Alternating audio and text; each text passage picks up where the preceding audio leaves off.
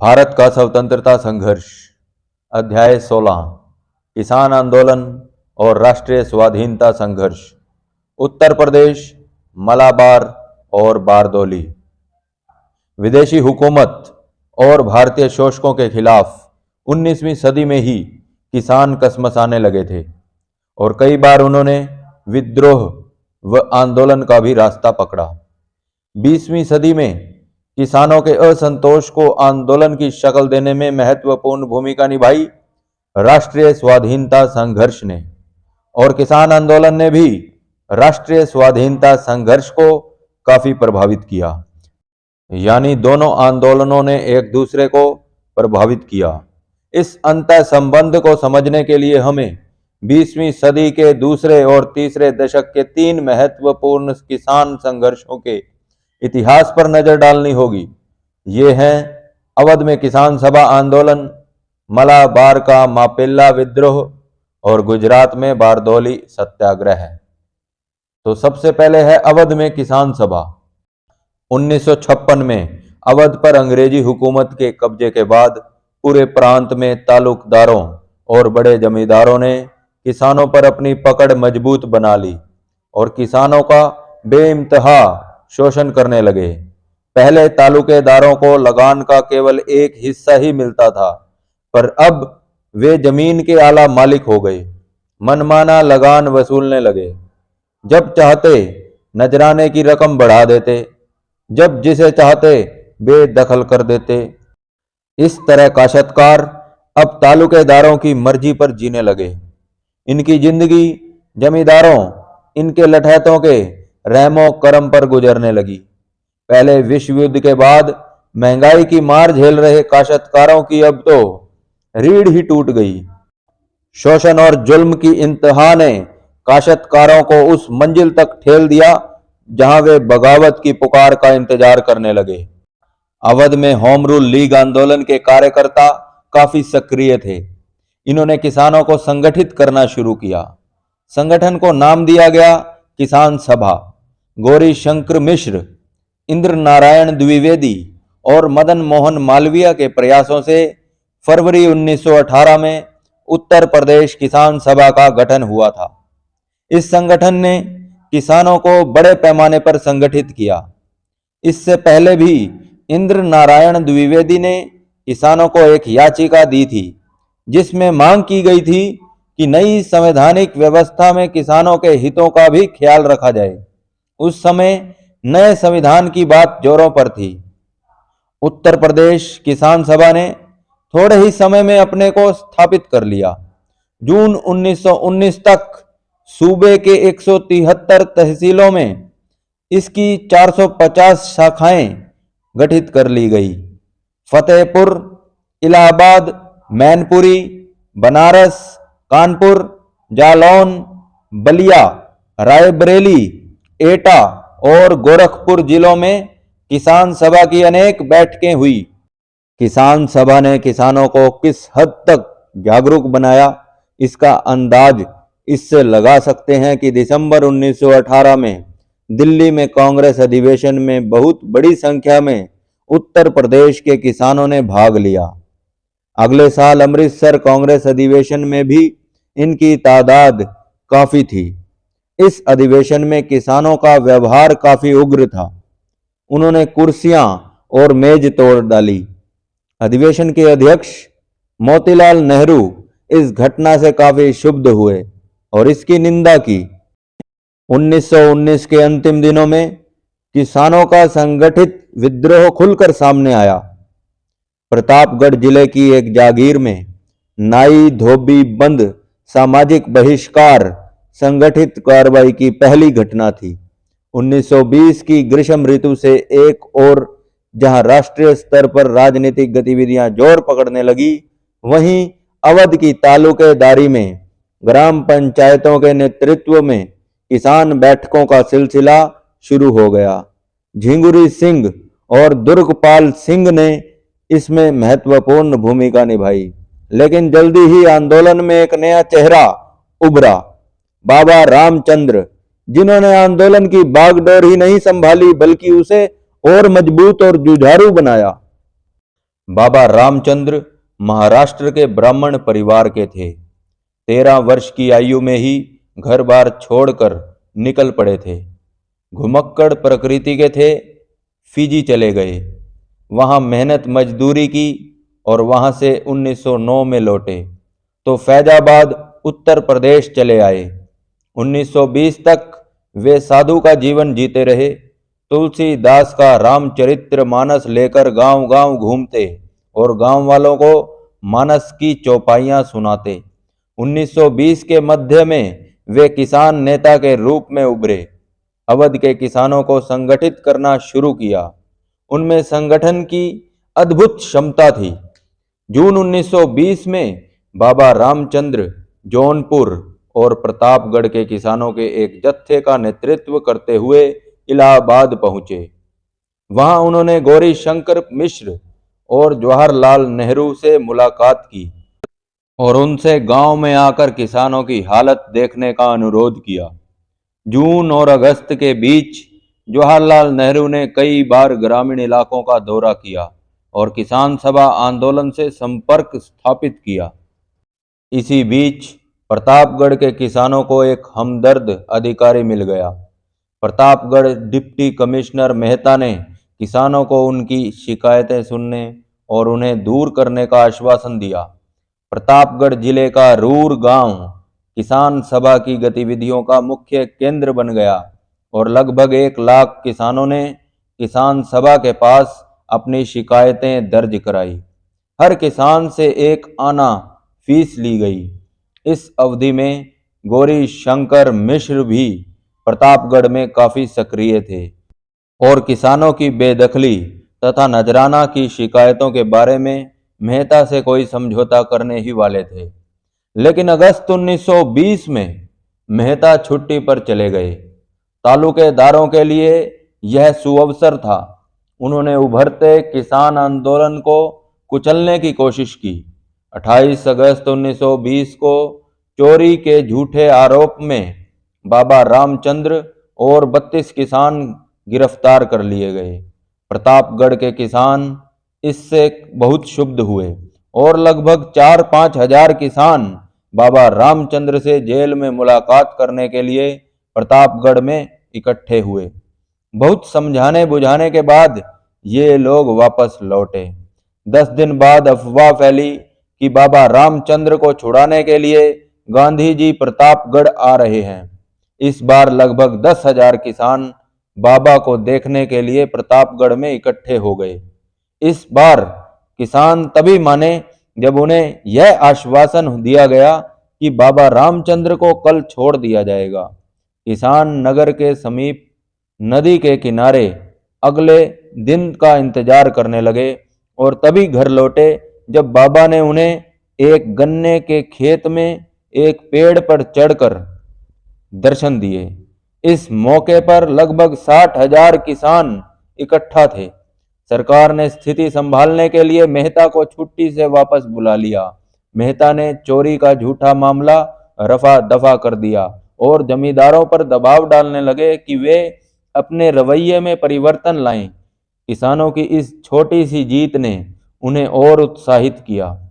इसी बीच कलकत्ता अधिवेशन में कांग्रेस ने असहयोग आंदोलन शुरू करने का निर्णय किया था और उत्तर प्रदेश के अनेक राष्ट्रवादी नेताओं ने इसमें शामिल होने का वादा किया था। लेकिन मदन मोहन मालवीय जैसे कई नेता इसके खिलाफ थे। ये नेता संवैधानिक संघर्ष के पक्षधर थे। उत्तर प्रदेश किसान सभा में भी ये मतभेद दिखाई पड़े और असहयोग आंदोलनकारियों ने जल्दी ही 17 अक्टूबर 1920 को प्रतापगढ़ में एक समांतर संगठन अवध किसान सभा का गठन कर लिया। इस नए किसान संगठन ने पूरे अवध प्रांत की लगभग उन सभी किसान सभाओं को अपने में मिला लिया जो अभी हाल में गठित हुई थी। गौरी शंकर मिश्र, जवाहरलाल नेहरू, माता बदल पांडे, बाबा रामचंद्र, देव नारायण पांडे और केदारनाथ के प्रयासों के चलते अक्टूबर के अंत तक 330 किसान सभाएं इस नए किसान संगठन में शामिल हो गई। अवध किसान सभा ने किसानों से बेदखली जमीन न जोतने और बेगार न करने की अपील की। इसे न मानने वालों का बहिष्कार करने की अपील की गई। किसानों से कहा गया कि वे अपने मामलों का निपटारा पंचायतों के माध्यम से करें। 20 और 21 दिसंबर को अवध किसान सभा की अयोध्या में एक विशाल रैली हुई, जिसमें लगभग 1 लाख किसानों ने भाग लिया। इस रैली में बाबा रामचंद्र रस्सी में बंधे हुए आए, यह दर्शाने के लिए कि किसानों की हालत यही है, उन पर अत्याचार हो रहे हैं। किसान सभा आंदोलन की सबसे बड़ी विशेषता यह थी कि इसमें ऊंची और नीची जातियों दोनों ही के किसान मौजूद थे। जनवरी के आरंभ में किसान संघर्ष में बदलाव आया। किसानों की गतिविधियों के प्रमुख केंद्र थे रायबरेली, फैजाबाद और सुल्तानपुर। बाजारों, मकानों, खेत खलिहानों की लूटपाट और पुलिस से जब तब संघर्ष ही किसानों की मुख्य गतिविधियां थी। इनमें कुछ वारदातें अफवाहों के कारण हुई, जैसे मुंशीगंज और खरहिया बाजार रायबरेली में किसान नेताओं को गिरफ्तारी की अफवाह फैलते ही लूटमार मच गई। बाकी वारदातें या संघर्ष तालुकदारों के शोषण के खिलाफ किसानों के छिटपुट संघर्ष थे।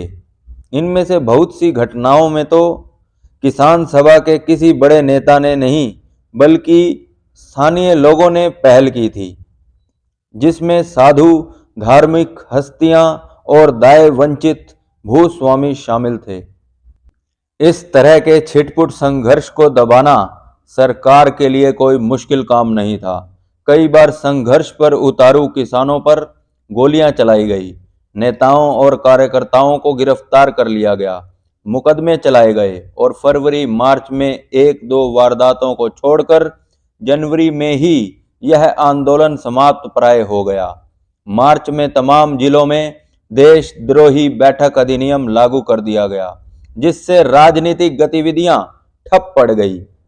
राष्ट्रवादी नेता अदालतों में किसानों की ओर से लड़ते रहे, पर इससे अधिक कुछ न कर सके। इसी बीच सरकार ने अवध मालगुजारी रेंट संशोधन अधिनियम पारित कर दिया।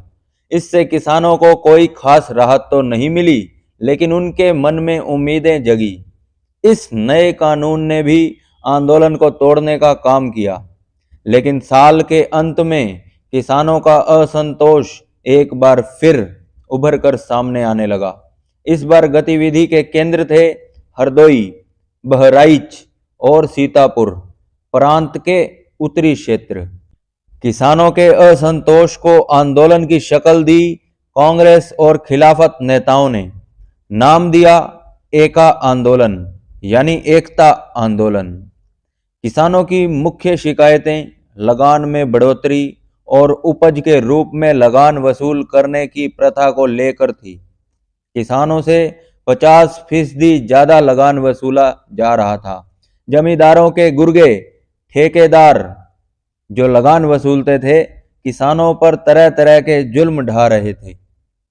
एका बैठकें शुरू होने से पहले सभा स्थल पर एक गड्ढा खोदकर उसमें पानी भरा जाता, इसे गंगा माना जाता और एक पुजारी वहां इकट्ठे किसानों को गंगा की सौगंध खिलाता कि वे निर्धारित लगान ही देंगे, उससे 1 पैसा ज्यादा नहीं देंगे, पर लगान समय पर देंगे, बेदखल किए जाने पर जमीन नहीं छोड़ेंगे, जबरिया मजदूरी नहीं करेंगे, अपराधियों को मदद नहीं देंगे और पंचायत के फैसले को मानेंगे।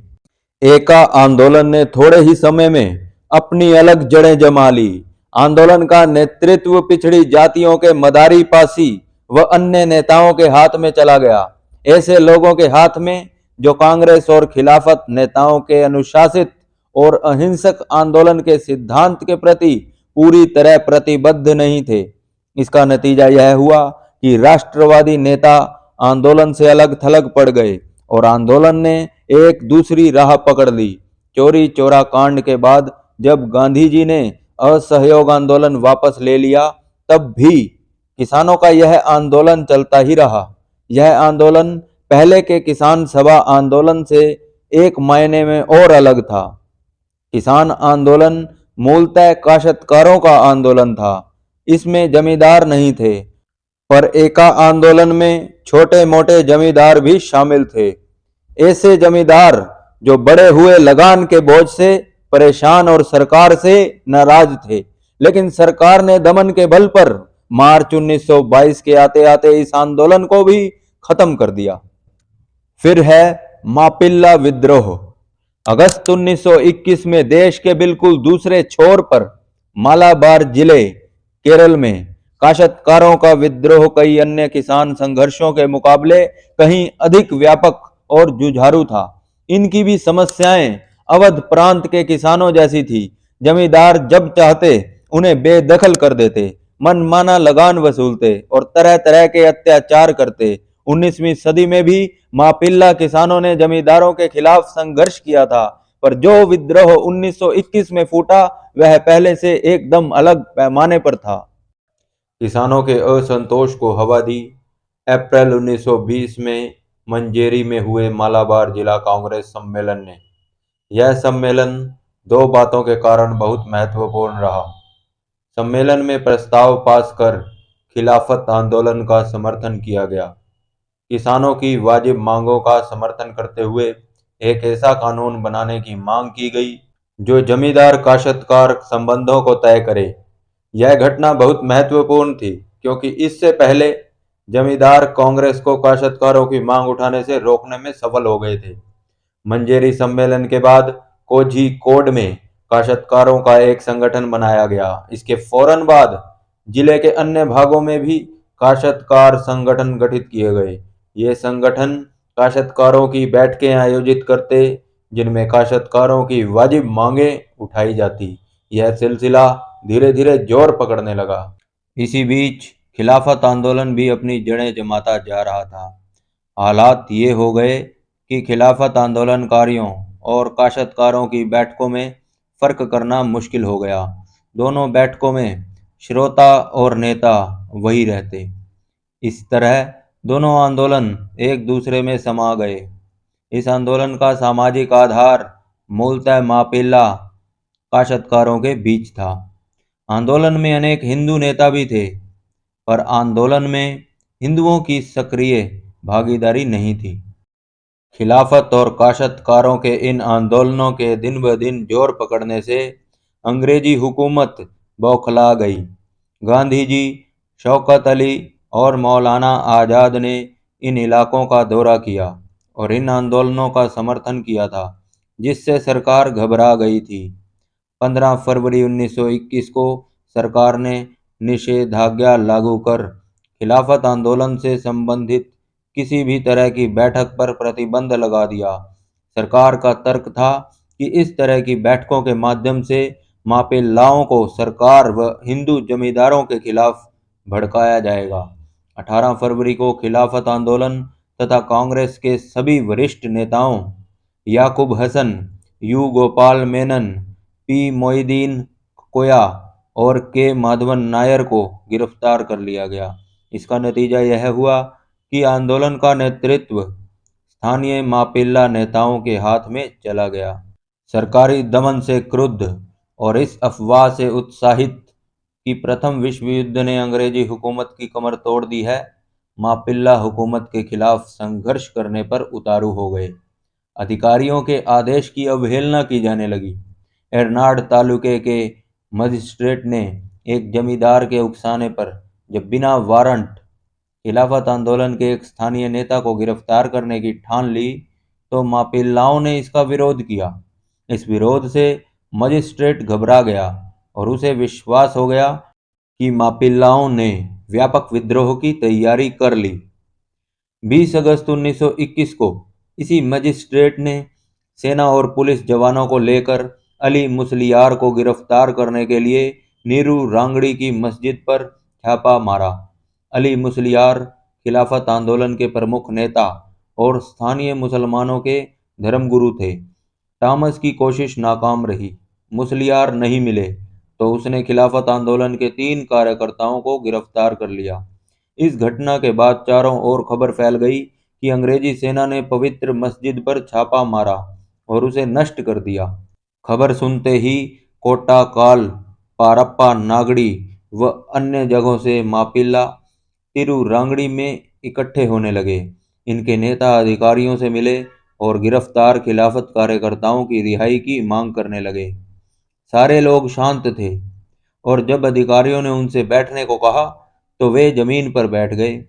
लेकिन ये लोग जैसे ही बैठे, पुलिस ने निहत्थी भीड़ पर गोलियां बरसानी शुरू कर दी। अनेक लोग मारे गए। मापिल्ला भी हिंसा पर उतर आए।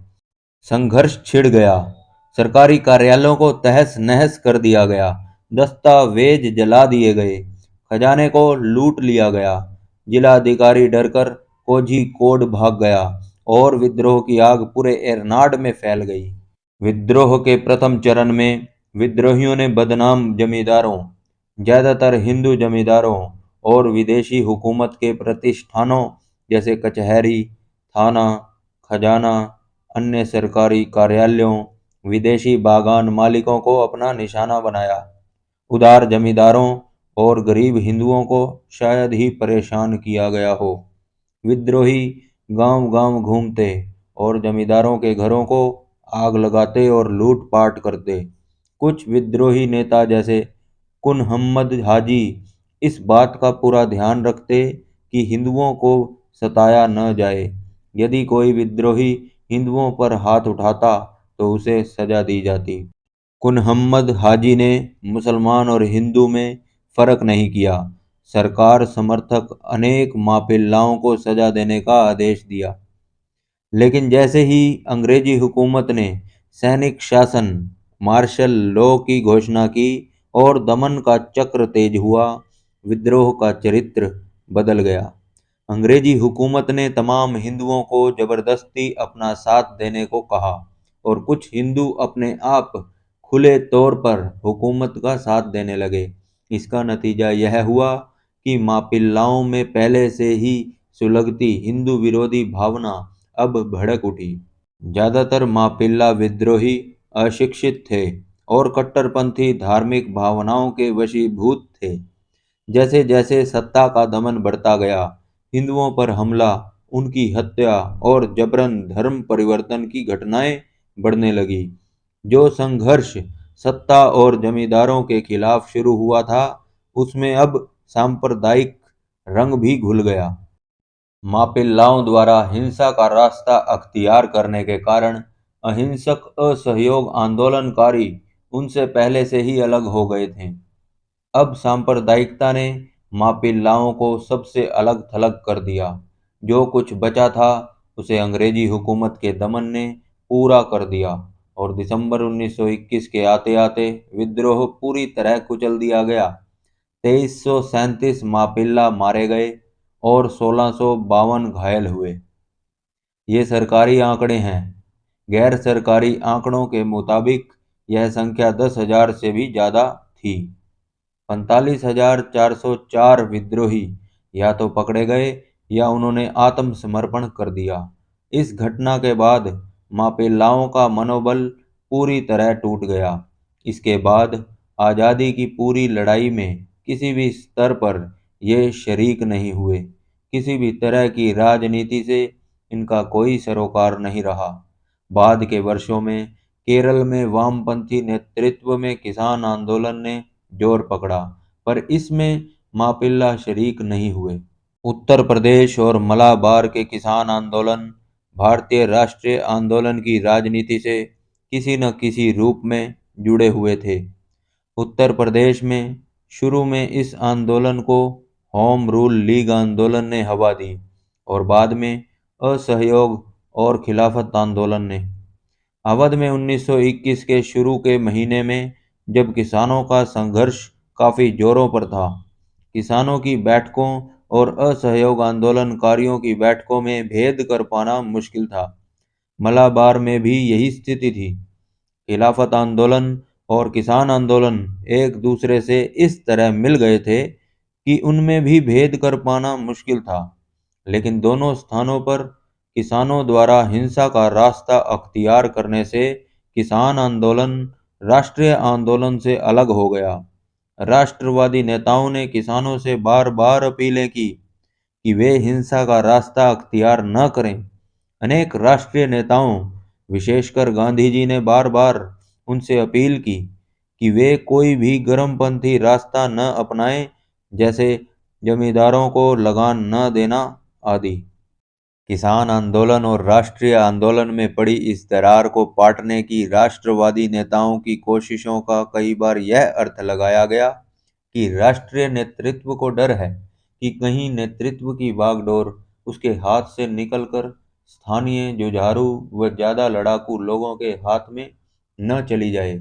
इसका अर्थ यह भी लगाया गया कि राष्ट्रीय आंदोलन के नेताओं द्वारा किसानों को हिंसा का रास्ता छोड़ने व लगान देते रहने की सलाह देने का मकसद जमींदारों व अमीर तबकों के हितों की रक्षा करना था। लेकिन आलोचक यह भूल जाते हैं कि किसानों से ज्यादा शायद राष्ट्रीय आंदोलन के नेता जानते थे कि हिंसा की राह पकड़ने का अंजाम क्या होगा। उत्तर प्रदेश और मलाबार में सरकार ने हिंसात्मक किसान आंदोलन को जिस तरह कुचला, वह इस बात का सबूत है कि राष्ट्रीय नेताओं की आशंका सही थी। इसलिए राष्ट्रीय नेता बार बार किसानों से शांतिपूर्ण प्रतिरोध की अपील करते थे। किसानों को लगान अदायगी बंद न करने की सलाह देने के और भी कारण थे। पहली बात तो यह कि किसानों ने लगान या जमींदारी प्रथा को खत्म करने की मांग नहीं उठाई थी। वे महज बेदखली रोकने, मनमानी कर वसूली बंद करने की मांग कर रहे थे। दूसरी बात यह कि लगान अदायगी बंद करने का मतलब जमींदार को सरकार के करीब ले जाना था। इससे जमींदार, जिनकी राष्ट्रीय आंदोलन और सत्ता के बीच तटस्थता की भूमिका निभाने की संभावना हो सकती थी, निश्चित रूप से राष्ट्रीय आंदोलन के खिलाफ हो जाते। किसी भी आंदोलन की सफलता की पहली शर्त होती है उसके शत्रुओं की संख्या को कम रखना, वह भी तब जबकि आंदोलन कमजोर हो या आजमाया ना गया हो। इस बात का ख्याल रखना बहुत जरूरी होता है। फिर है बारदोली सत्याग्रह। गुजरात के सूरत जिले के बारदोली तालुके में 1928 में लगान का आंदोलन भी कई दृष्टिकोणों से असहयोग आंदोलन की ही देन था। 1922 में इसी बारदोली तालुके से गांधी जी असहयोग आंदोलन का श्री गणेश करने वाले थे, लेकिन चोरी चोरा कांड के चलते ऐसा संभव न हो सका। 1922 में यहाँ से आंदोलन तो नहीं छिड़ा, पर सविनय अवज्ञा आंदोलन के लिए तैयारियां शुरू हो गई। यह ताल्लुकात 1922 से ही जोरदार राजनीतिक गतिविधियों का केंद्र बन गया। स्थानीय नेता जैसे कल्याण जी और कुंवर जी मेहता, दोनों भाई, और दयाल जी देसाई ने असहयोग आंदोलन के लिए जनमत तैयार करने में काफी काम किया था। इन्हीं लोगों के प्रयास से गांधी जी ने खेड़ा के बजाय बारदोली को असहयोग आंदोलन शुरू करने के लिए चुना था। ये लोग इस क्षेत्र में असहयोग आंदोलन शुरू होने के लगभग 10 साल पहले से ही समाज सेवी और राजनीतिक नेता के रूप में काफी सक्रिय थे। कई राष्ट्रीय स्कूलों की स्थापना की थी। छात्रों को सरकारी स्कूल छोड़ने के लिए प्रेरित किया था। विदेशी कपड़ों और शराब के बहिष्कार का प्रभावी आंदोलन छेड़ रखा था और सूरत नगर पालिका पर अपना अधिकार कायम करने में सफल रहे थे। इस क्षेत्र की सबसे महत्वपूर्ण बिरादरियां थी अनाविल, ब्राह्मण और पाटीदार। इन दोनों बिरादरियों में भी इन नेताओं की बहुत इज्जत थी। इन लोगों ने पाटीदार और अनाविल आश्रम की स्थापना की थी, जो एक तरह से छात्रावास का काम करते थे। अपने तमाम सुधारवादी कदमों के कारण, जिनमें शादी ब्याह के और अन्य रीति रिवाजों के सुधार भी शामिल थे, समाज में इनकी बहुत प्रतिष्ठा थी।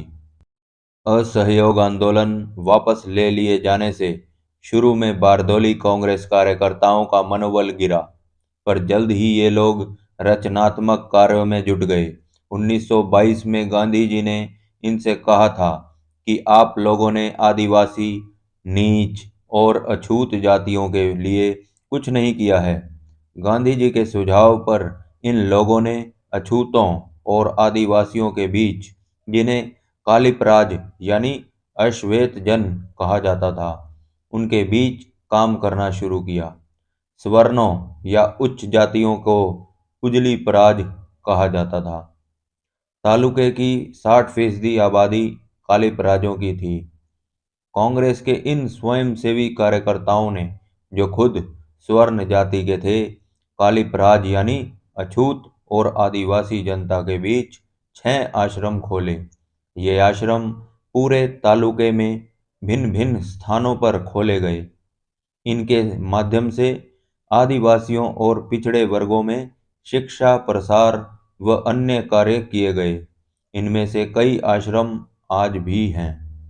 कुंवर जी मेहता और केशव जी गणेश जी ने आदिवासियों की बोली सीखी और कालिपराज समुदाय के शिक्षित लोगों की सहायता से कालिपराज साहित्य का सृजन किया।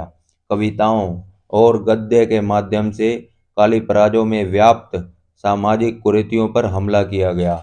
बंधुआ मजदूरी हाली पद्धति के खिलाफ आवाज उठाई गई।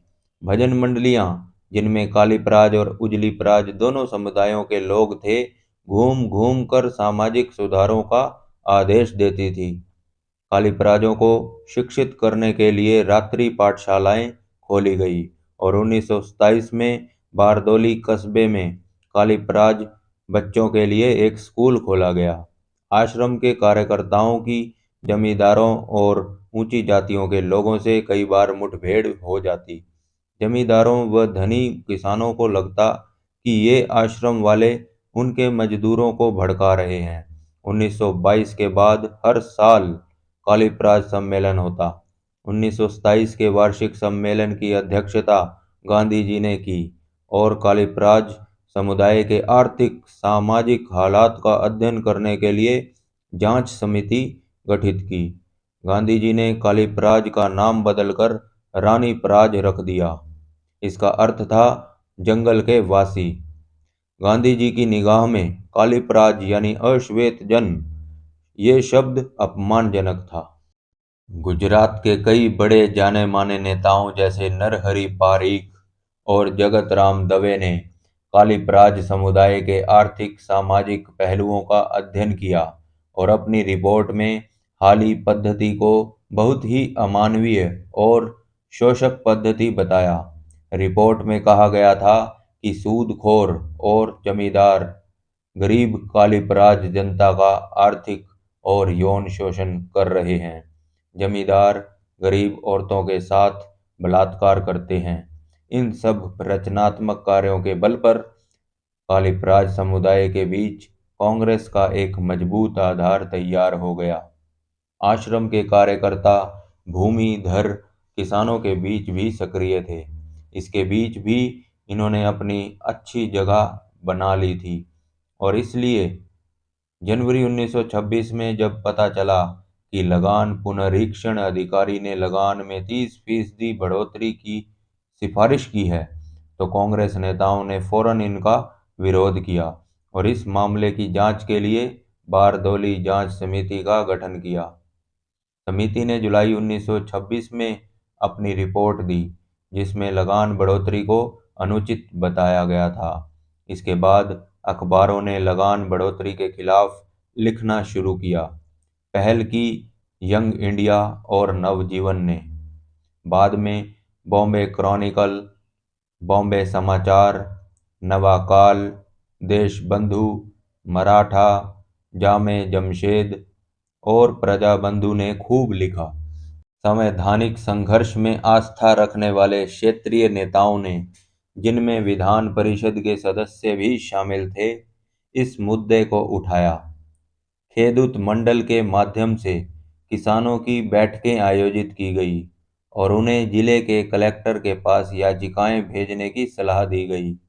मार्च 1927 में भीम भाई नाइक और शिवदासानी के नेतृत्व में किसानों का एक प्रतिनिधि मंडल बम्बई सरकार के राजस्व विभाग के प्रमुख अधिकारी रेवेन्यू मेंबर से मिला। विधान परिषद में भी यह मामला उठाया गया। और जुलाई 1927 में सरकार ने 30% लगान बढ़ोतरी को घटाकर 21.97% कर दिया। लेकिन यह रियायत मामूली थी और इतनी देर से घोषित की हुई थी कि इससे कोई भी संतुष्ट नहीं हुआ। संविधानवादियों ने अब किसानों को सलाह दी कि वे बढ़ा हुआ लगान न दें, जितना पहले दे रहे थे उतना ही दें। दूसरी ओर कांग्रेस के कार्यकर्ताओं का कहना था कि यदि सरकार पर दबाव डालना है तो किसान लगान देना बंद कर दें। लेकिन इस मौके पर किसानों ने नरमपंथी नेताओं की ही सलाह मानी। लेकिन जल्द ही संविधानवादी नेताओं की आंदोलन को नेतृत्व देने की क्षमता उजागर हो गई। वे बढ़ा हुआ लगान न देने के आंदोलन का भी नेतृत्व करने में हिचकिचाने लगे। मजबूर होकर किसान फिर कांग्रेस नेताओं की ओर लौटे। इस बीच कांग्रेस नेताओं ने वल्लभ भाई पटेल से भी संपर्क स्थापित कर लिया था और उनसे आंदोलन की रहनुमाई करने का अनुरोध कर रहे थे।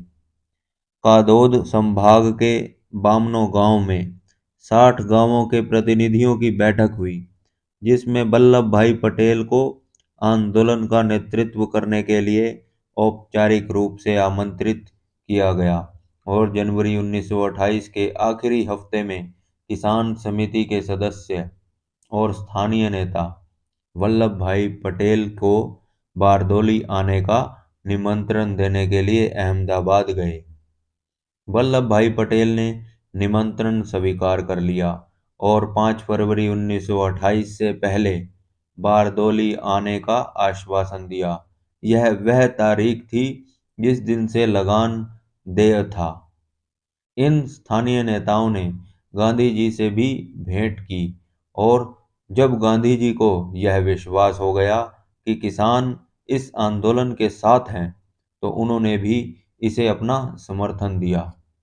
4 फरवरी को वल्लभ भाई पटेल बारदौली पहुंचे और किसानों के प्रतिनिधियों और संविधानवादियों से लंबी बातचीत की। कई बैठकें हुई। ऐसी ही एक बैठक के दौरान नरमपंथी नेताओं ने किसानों से खुले तौर पर कहा कि आंदोलन के उनके तमाम संवैधानिक तरीके असफल हो गए हैं, अतः वे वल्लभ भाई पटेल के सुझाए हुए तरीकों पर चलें। वल्लभ भाई पटेल ने किसानों को स्पष्ट कर दिया कि प्रस्तावित आंदोलन के नतीजे क्या-क्या हो सकते हैं। उन्होंने किसानों को इस मुद्दे पर विचार करने के लिए 1 हफ्ते का समय दिया। वहां से वह अहमदाबाद लौटे और बम्बई के गवर्नर को एक खत लिखा। इस खत में उन्होंने लिखा था कि सरकार ने लगान निर्धारण में गलती की है। यह गलत आंकड़ों पर आधारित है। वल्लभ भाई पटेल ने सरकार से इस मामले की निष्पक्ष जांच का अनुरोध किया था। साथ ही यह धमकी भी दी थी कि यदि निष्पक्ष जांच नहीं कराई गई तो वह किसानों को लगान न देने की सलाह देंगे। इसका नतीजा चाहे जो हो। गवर्नर के सचिव ने वल्लभ भाई पटेल को जवाब दिया कि उनका खत राजस्व विभाग को भेज दिया गया है। 12 फरवरी को पटेल बारदौली लौटे और किसान प्रतिनिधियों को सारा किस्सा बताया। इसके बाद बारदौली तालुके के किसानों की एक बैठक हुई और एक प्रस्ताव पास कर लगान की अदायगी तब तक न करने का निर्णय किया गया जब तक कि सरकार किसी निष्पक्ष ट्रिब्यूनल का गठन नहीं करती या पहले से ही दिए जा रहे लगान को ही लगान की पूरी अदायगी नहीं मानती। किसानों ने प्रभु और खुदा के नाम पर शपथ ली कि वे लगान नहीं देंगे। प्रस्ताव पास होने के बाद गीता और कुरान का पाठ हुआ और हिंदू मुसलमान एकता जताने वाले कबीर के दोहे गाए गए। सत्याग्रह शुरू हो गया। 1874 में जन्मे वल्लभ भाई पटेल ही इस आंदोलन के सही मुखिया हो सकते थे। खेड़ा सत्याग्रह, नागपुर फ्लैग सत्याग्रह और बलसाड़ सत्याग्रह के माध्यम से वह गुजरात के बहुचर्चित सम्मानित नेता हो गए थे। गांधी के बाद दूसरे नंबर पर वही आते थे। संगठनकर्ता, वक्ता, संघर्षशील व्यक्तित्व के रूप में वह पहले से ही जाने जाते थे। बारदोली सत्याग्रह में उन्हें सरदार की उपाधि दी गई। उन्हें यह खिताब दिया बारदोली की औरतों ने। बारदोली की जनता आज भी वल्लभ भाई पटेल के भाषणों को याद करती है, उन भाषणों को जो किसानों के दिल को छू लेते थे।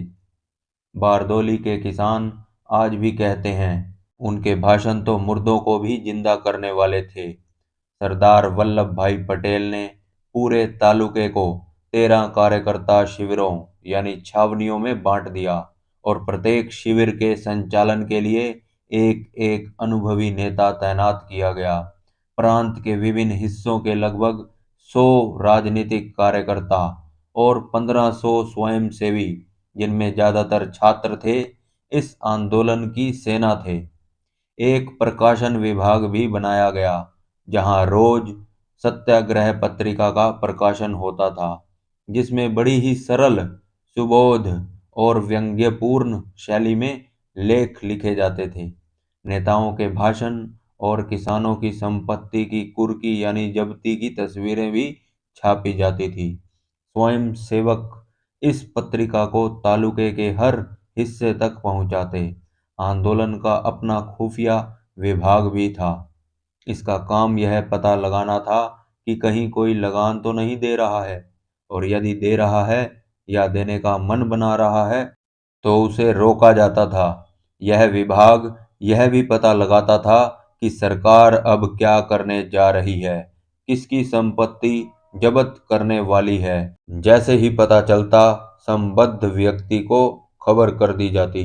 कभी उसे होशियार रहने को कहा जाता और कभी कभी पड़ोस की बड़ौदा रियासत में भेज दिया जाता। संघर्ष के लिए जागरूकता पैदा करने का काम मुख्य रूप से बैठकों, भाषणों, पर्चों के माध्यम से और घर घर जाकर किया गया। महिलाओं को जागरूक करने पर विशेष ध्यान दिया गया। इस काम के लिए बम्बई की पारसी महिला मीठू बेन पेटिट, भक्तिबा, जो कि दरबार गोपाल दास की पत्नी थी, मणिबेन पटेल, जो कि सरदार वल्लभ भाई की बेटी थी, शारदा बेन शाह और शारदा मेहता को विशेष रूप से लगाया गया था। इसका नतीजा यह हुआ कि कई बार बैठकों में महिलाओं की संख्या पुरुषों से अधिक हो जाती और उन पर सरकार की धमकियों का कोई असर नहीं पड़ा। छात्रों से कहा गया कि वे अपने परिवार को समझाएं और उनका साहस बढ़ाएं और संघर्ष का समर्थन करने को कहें। जो लोग डर के मारे लगान अदायगी की बात सोच रहे थे या जो चुपके चुपके लगान दे रहे थे, वे भी रास्ते पर आ गए, क्योंकि आंदोलनकारियों ने उन्हें सामाजिक बहिष्कार की धमकी दी थी। इस उद्देश्य के लिए जाति और ग्राम पंचायतों का भरपूर उपयोग किया गया। ढुलमुल नीति अपनाने वालों को लग गया कि उनको जाति निकाला दे दिया जाएगा और नाई, धोबी, कुहार, कुम्हार और मजदूर सभी उनका बहिष्कार कर देंगे। इस डर ने लोगों के दिल से सरकार का डर निकाल दिया और ये लोग भी आंदोलन के समर्थक हो गए। सरकार ने कभी इस तरह के प्रतिरोध का सामना नहीं किया था। सरकारी अधिकारियों के खिलाफ सामाजिक बहिष्कार का अस्त्र पूरी तरह प्रयोग किया गया। उन्हें वाहन, खाद्य सामग्री और अन्य जरूरी चीजों से वंचित रहना पड़ा। नौकर चाकर भी नहीं मिल रहे थे। सरकारी कामकाज करना भी इनके लिए मुश्किल हो रहा था। कांग्रेस ने कालिप राज समुदाय के बीच जो काम किए थे, उसका भी फायदा उसे इस आंदोलन में मिला। सरकार ने कालिप राज यानी आदिवासियों व अछूतों को सवर्णों के खिलाफ भड़काने की बड़ी कोशिशें की, पर कामयाबी नहीं मिली।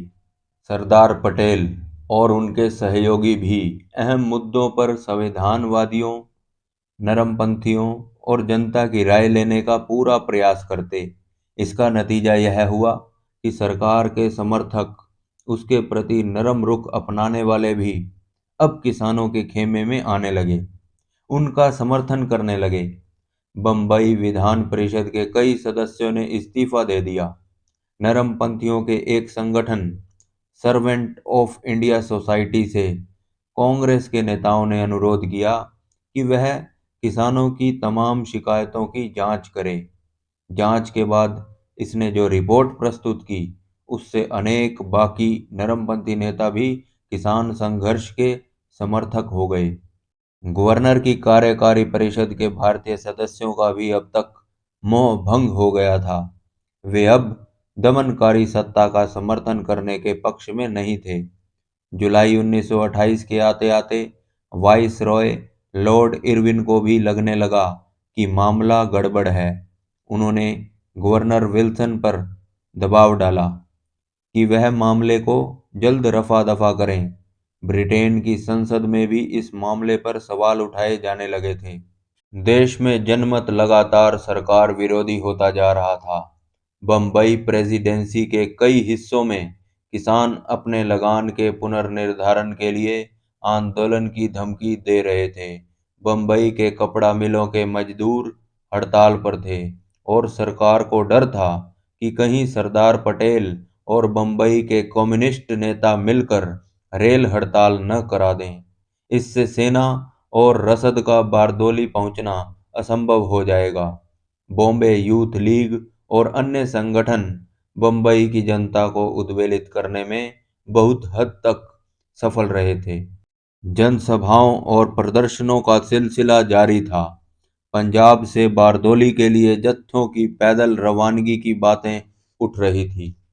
अगस्त 1928 को गांधी जी बारदोली पहुंच गए, इस आशय से कि यदि सरकार पटेल को गिरफ्तार करती है तो वह आंदोलन की बागडोर खुद संभालेंगे। इन परिस्थितियों में अब सरकार क्या कर सकती थी? वह मुंह छिपाने का बहाना ढूंढने को मजबूर थी। उसे मुंह छिपाने का बहाना मिल गया। सूरत के विधान परिषद सदस्यों ने गवर्नर को एक चिट्ठी लिखी, जिसमें लिखा था, जांच के लिए आपने जो शर्तें रखी हैं वे मान ली जाएंगी। वे शर्तें क्या थी, इसका चिट्ठी में जिक्र नहीं था। वास्तव में सरकार यह मान गई कि वह बढ़े हुए लगान की वसूली पर जोर नहीं देगी। गवर्नर ने जब घोषणा की कि यह उसकी जीत है, तो इस बात को किसी ने गंभीरता से नहीं लिया। एक न्यायिक अधिकारी ब्रूमफील्ड और एक राजस्व अधिकारी मैक्सवेल ने सारे मामले की जांच की और अपनी रिपोर्ट में लिखा कि 30% लगान बढ़ोतरी गलत थी। इसे घटाकर 6.03% कर दिया गया। लंदन में प्रकाशित न्यू स्टेटमैन ने 5 मई 1929 के एक अपने अंक में लिखा, जांच समिति की रिपोर्ट सरकार के मुंह पर तमाचा है, इसके दूरगामी परिणाम होंगे। किसान संघर्ष और राष्ट्रीय स्वाधीनता संघर्ष के अंतः संबंधों की सबसे सुंदर व्याख्या शायद गांधी जी ने ही की है। उन्हीं के शब्दों में, बारदोली संघर्ष चाहे कुछ भी हो, यह स्वराज की प्राप्ति के लिए संघर्ष नहीं है, लेकिन इस तरह की हर कोशिश हमें स्वराज के करीब पहुंचा रही है और हमें स्वराज्य की मंजिल तक पहुंचाने में शायद ये संघर्ष सीधे स्वराज के लिए संघर्ष से कहीं ज्यादा सहायक सिद्ध हो सकते हैं।